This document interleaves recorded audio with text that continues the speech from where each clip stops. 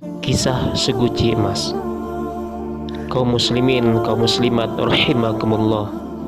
Sebelum kita lanjutkan kisah ini, jangan lupa like, komen, dan share.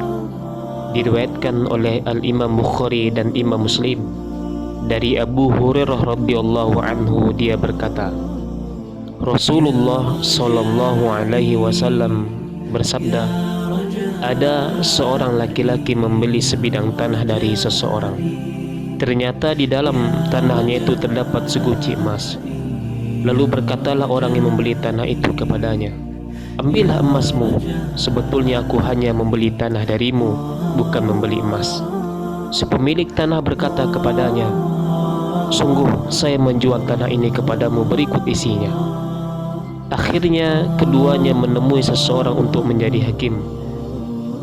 Kemudian berkatalah orang yang diangkat sebagai hakim itu, apakah kamu berdua mempunyai anak? Salah satu dari mereka menjawab, saya punya seorang anak laki-laki. Yang lain menimpali, saya punya seorang anak perempuan. Kata sang hakim, nikahkanlah mereka berdua. Berilah mereka belanja dari harta ini serta bersedekahlah kalian berdua. Di dalam kisah ini, kaum muslimin rahimakumullah, sebenarnya banyak pelajaran yang bisa kita ambil. Yang pertama yaitu sifat qanaah, yakni merasa cukup dengan pemberian Allah Subhanahu wa ta'ala. Si penjual merasa cukup dengan uang yang ia terima dari si pembeli, sedangkan si pembeli merasa cukup dengan tanah yang ia beli. Sedangkan di zaman kita hari ini, banyak di antara saudara-saudara kita yang mereka masih merasa belum cukup dengan apa yang dimilikinya.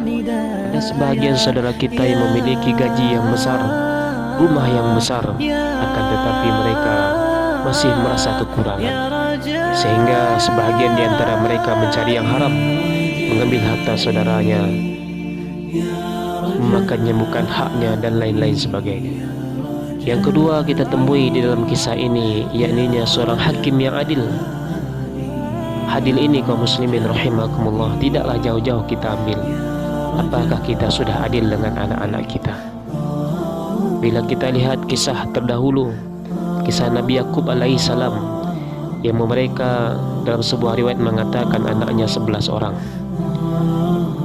Nabi Yakub alaihissalam hanya sayang kaum muslimin rahimakumullah kepada Nabi Yusuf alaihissalam saja.